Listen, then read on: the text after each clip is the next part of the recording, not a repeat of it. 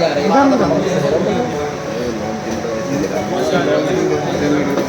हाँ लॉन्चिंग का ये है वीडियो है।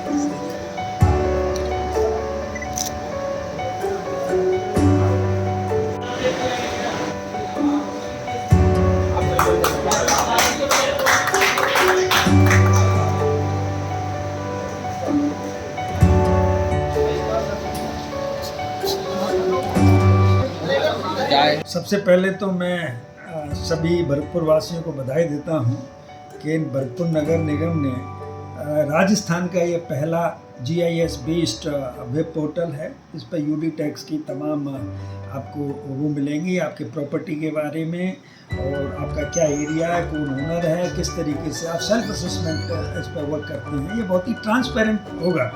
अक्सर करके टैक्स कलेक्शन में सबसे बड़ी प्रॉब्लम आती है कि वो उसमें ट्रांसपेरेंसी नहीं होती है, तो लोगों को डाउट होता है।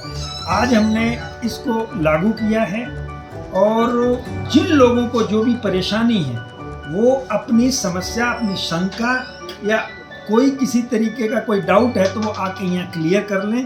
और साक्ष्य के साथ में अगर कोई, देखो ये सर्वे हुआ है, इसमें हम एक्सपेक्ट करते हैं कि कुछ ना कुछ गड़बड़ियाँ हो सकती हैं, तो उनको सुधारने के लिए वो कर लें और जब वो संतुष्ट हो जाएं तो अपना टैक्स पेमेंट शुरू कर दें और टैक्स दें। ये बहुत ज़रूरी है इस शहर की हालत सुधारने के लिए। यहाँ पर जो इंफ्रास्ट्रक्चर है उसे दुरुस्त करने के लिए ये हमारी फाइनेंशियल नगर निगम की थोड़ी सशक्त हों, मजबूत हों और एक प्रबंधन में अनुशासन भी आए, वित्तीय प्रबंधन में अनुशासन आए।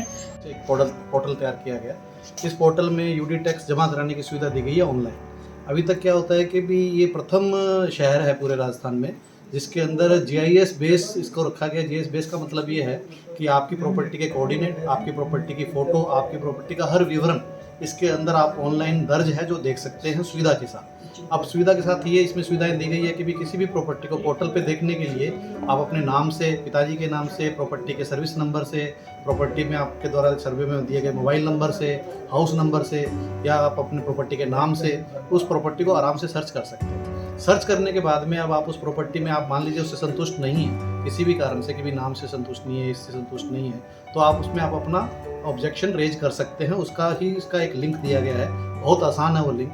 इन सबसे संतुष्ट होने के बाद में अगर आपको लगता है कि भी मैंने अपना ऑब्जेक्शन भी रेज कर दिया, उसका आप ट्रैक भी कर सकते हैं अपने ऑब्जेक्शन का कि स्टेटस निगम ने कब उसको सही कर दिया जो मैंने ऑब्जेक्शन बनाया था।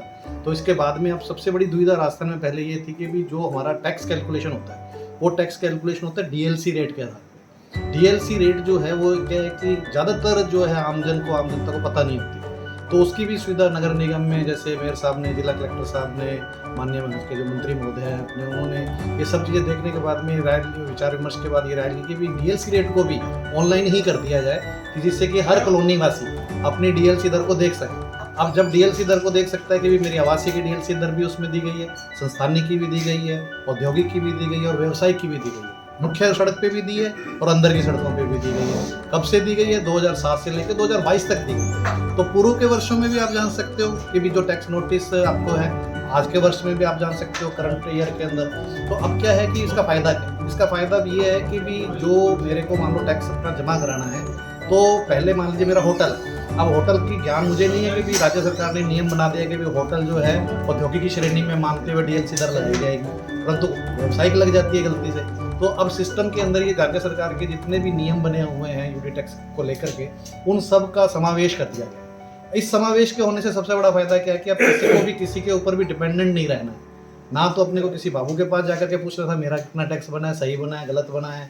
तो आप स्वयं अपने टैक्स की गणना भी इसमें कर सकते हो, उसकी भी सुविधा सेल्फ असेसमेंट की दी गई है। तो इस प्रकार से जो है ये अपने आप में पोर्टल जो बनाया गया है, अपने आप में पूर्ण रूपेण ये संपन्न है किसी भी तरह की प्रॉपर्टी को टैकल करने के लिए, टैक्स को कैलकुलेट करने के लिए, जमा करवाने के लिए।